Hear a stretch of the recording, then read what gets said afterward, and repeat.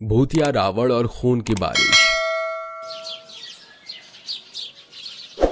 नवरात्रि शुरू होने के पहले दिन से सीतागंज गांव में दिन रात भयंकर बारिश हो रही थी, जिसके चलते गांव के गरीब शिल्पकार परेशान थे। तभी दिवाकर अपनी झोपड़ी में से ताकते हुए कहता है, पता नहीं ये बारिश कब थमेगी। दशहरा आने वाला है और अभी तक हमने रावण के पुतले बनाने शुरू भी नहीं किए।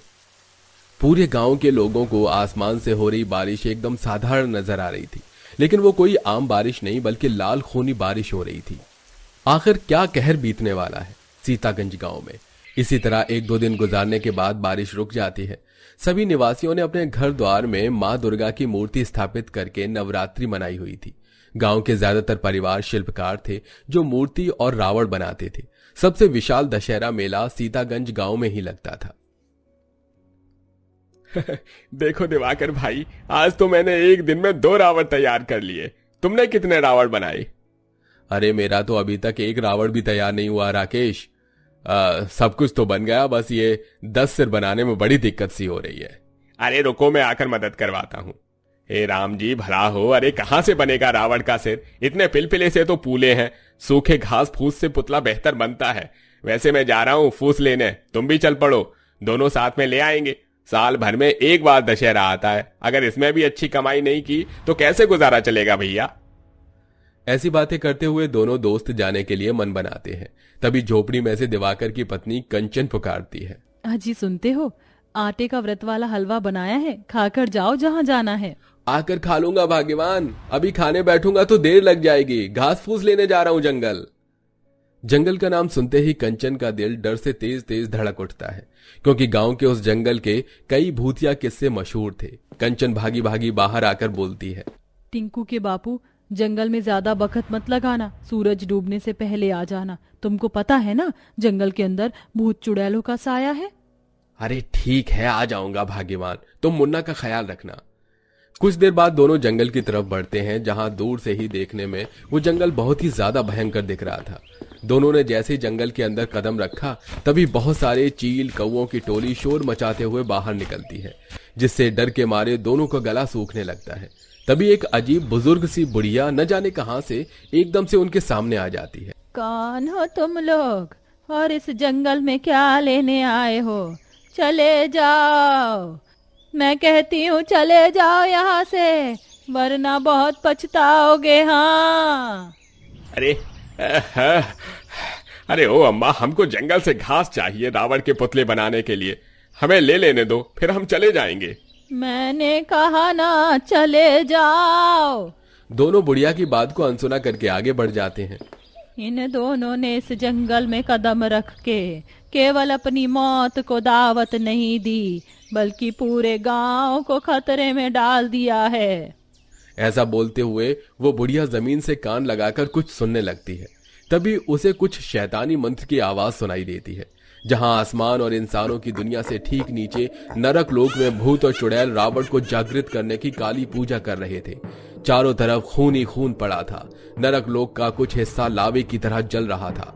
वहीं भूतों का सरदार भूदेव अपने सिर को काटकर अपना खून रावण को चढ़ा रहा था। ओम त्र्यंबकं यजामहे सुगंधिं पुष्टिवर्धनम् उर्वारुकमिव बन्धनान् मृत्योर्मोक्षीमामृतात्। ओम स्वः भूम भूम ओम सह जूम होम ओम। जागो राक्षसों के देवता रावण, जागो जागो जागो राक्षसों के जागो राक्षसों के देवता रावण, जागो। तभी यज्ञ वेदी के अंदर से एक बहुत ही विशाल 10 सिर वाली काली परछाई बाहर निकलती है और सारे भूत चुड़ैल मिलकर डंका बजाने लगते हैं। आखिरकार हम भूत चुड़ैल के कितने वर्षों की तपस्या का फल हमें मिल गया है। हम राक्षसों के देवता रावण को जागृत करने में सफल हुए। हाँ सरदार, इस बार सीतागंज गांव वाले खूनी दशहरा देखेंगे। चुड़ैल ऐसा बोल ही रही होती है, तब एक 3 आंखों वाला भूतिया बच्चा जिसका नाम पकिया होता है, हाथों में गोश्त का टुकड़ा लेकर आता है। माँ, मेरे शरीर से बहुत गंदी बदबू आ रही है। देखो, मेरा शरीर सड़ रहा है। हमारे नरक लोक पे बारिश भी नहीं होती। मुझको बारिश में नहाना है, और तुमने मुझको वादा भी किया था कि इस बार मुझको दशहरा मेला दिखाने दुनिया इंसानों की दुनिया में ले चलोगे। हाँ मेरे लाल, तू चिंता मत कर, इस बार हम सारे भूत चुड़ैल चलेंगे। तभी 10 सिर वाला वो काली परछाई बोलता है, तुम लोगों ने मुझे जागृत तो कर दिया, लेकिन अभी मेरी शक्तियां कमजोर हैं।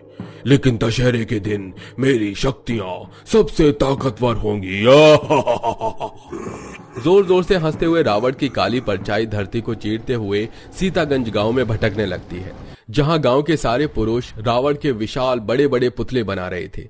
देखते देखते रात ढल जाती है, जिसके बाद सब काम रोक कर अपने अपने झोपड़ियों में जाकर सो जाते हैं। तभी जैसे ही रात के 12 बजते हैं तो सीतागंज गांव का पूरा माहौल बदल जाता है। भयंकर तूफान उठता है, जिसके साथ आसमान एकदम काला हो जाता है और बारिश शुरू हो जाती है। तभी रावण राकेश के बनाए सबसे विशाल पुतले में समा जाता है और देखते ही देखते पुतले के 10 सिर की आंखें एकदम से लाल हो जाती हैं और बारिश होती देखकर बच्चा टिंकू बाहर आता है। हुरे, कितनी अच्छी बारिश हो रही है। अब तो मैं बारिश में भीगूंगा। बच्चा बाहर आकर जोर जोर से बारिश के पानी में उछल कूद मचाने लगता है। तभी बारिश की बूंद का रंग बदलकर लाल हो जाता है और खूनी बारिश होने लगती है। बच्चा बुरी तरह से डर जाता है। खून, खून, माँ, पिताजी, बचाओ, बचाओ, मुझको बचाओ। तभी आवाज सुनकर राकेश, तुलसी दौड़े दौड़े आते हैं। तब तक खूनी बारिश थम जाती है और जमीन भी सूख जाती है। तुलसी अपने बेटे को सीने से लगाकर पूछती है, क्या हुआ, क्या हुआ मेरे लाल? तू चिल्लाया क्यों और इतनी रात को बाहर क्यों है? माँ, यहाँ बारिश हो रही थी। मैं बारिश देख रहा था, नहाने चला आया, पर फिर वो खूनी बारिश होने लगी। माँ। क्या कहा? खूनी बारिश? टिंकू बेटा, तूने बुरा सपना देखा होगा। चल चल भीतर चल। दोनों ने बात को टाल दिया। इधर भूत चुड़ैल खून चढ़ाकर रावण की ताकत को बढ़ा रहे थे। इसी तरह नवरात्रि के 9 दिन गुजरने के बाद 10वें दिन सब माँ दुर्गा की विदाई करते हैं। सब कोई दशहरा मेला घूमने के लिए उत्सुक था। सभी ने नए नए कपड़े पहने थे। बच्चों के मन में बहुत सारे खिलौने खरीदने की इच्छाएं थी। बड़े लोग झूलों के लिए बेसब्र थे और औरतें खाने पीने की चर्चाएं कर रही थी। पता है टिंकू, मैं तो दशहरे मेले में से गुड़िया खरीदूंगी, सुंदर सी। तू क्या लेगा? मेरे पिताजी तो मुझे मोटरसाइकिल दिलाएंगे और बड़े बड़े झूलों पर भी बिठाएंगे, और मैं सबसे ऊंचे वाले झूले पर बैठकर रावण को जलते देखूंगा। और शाम को पूरा गांव प्रांगण में रावण का पुतला जलाने के लिए इकट्ठा होता है। बोलो सियावर रामचंद्र की जय। ये बोलकर पंडित जी धनुष और तीर राम बने बच्चे टिंकू के हाथ में दे देते हैं, और जैसे ही बच्चा तीर छोड़ता है तो तीर कुछ दूर जाकर फूट जाता है और रावण जागृत हो जाता है, जिसके साथ आसमान से खूनी बारिश बरसने लगती है और धरती को चीरते हुए भूत चुड़ैल दुनिया में कदम रखते हैं। 10 सिर वाला भूतिया रावण जोर जोर से हंसने लगता है।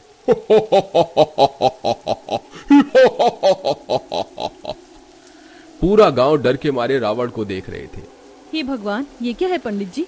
रावण का पुतला जाग गया, बचाओ हमको। इससे पहले कि पंडित जी कुछ कर पाते, खूनी बारिश की कुछ बूंदें उनके शरीर पर पड़ते ही शरीर गल जाता है। पंडित जी मुंह के बल गिरकर तड़पने लगते हैं। हे राम, हे राम। पंडित जी, क्या हुआ आपको?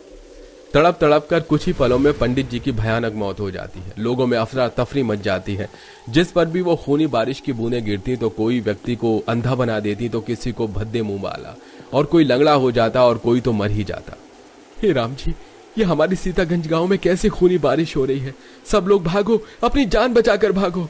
जैसे ही सब लोग भागने लगते हैं, तभी विशाल भूतिया रावण अपने पंजों से लोगों को जीते जी कुचलकर मार डालता है। भूत चुड़ैल भी उसका साथ दे रहे थे। पूरा गांव खून का मैदान बन चुका था। हर जगह लाशों का ढेर पड़ा था। कहीं किसी झूले पर लोगों की लाश लटक रही थी, तो कहीं जमीन पर किसी के हाथ पांव कटे पड़े थे। सब लोग अपने अपने घरों की तरफ भागते हैं। अरे कंचन, जल्दी से रानी बिटिया को लेकर घर की तरफ भाग और किवाड़ बंद कर लेना। नहीं जी, मैं आपको छोड़कर नहीं जाऊंगी, आप भी चलो। अरे जा कंचन जा, वरना ये भूतिया रावण हमारा भी परिवार खत्म कर देगा।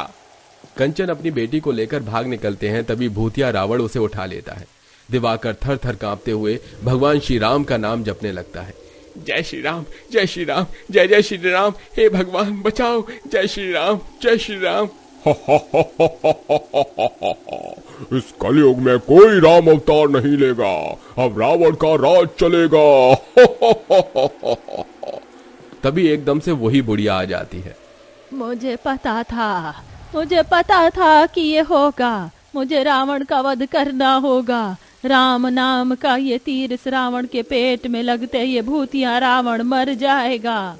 ऐसा बोलकर राम भक्त बुढ़िया राम नाम का वो तीर, जो कि काफी सालों पुराना था, धनुष पर चढ़ाकर जैसे ही रावण को मारती है तो उसके पूरे शरीर में आग लग जाती है और एक एक सर कटकर जलने लगता है। उसकी दहाड़ से गांव की धरती फटने लगती है।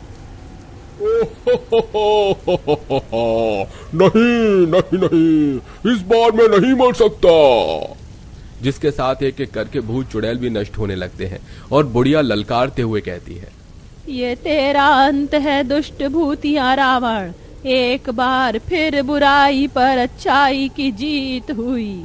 जैसे ही रावण का भूतिया पुतला जलता है, गांव में हो रही खूनी बारिश बंद हो जाती है और सबके दरवाजे खुल जाते हैं, जिसके बाद सब मिलकर राम सीता की पूजा करते हैं। अगर आपको हमारी ये कहानी पसंद आई हो तो कमेंट में जय श्री राम जरूर लिखिएगा।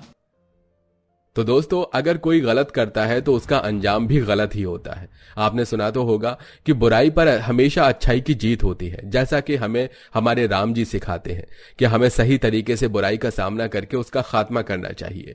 तो आप भी इस दशहरा बुरी चीजों को खत्म करें और सुख शांति से दशहरा मनाएं। हैप्पी दशहरा।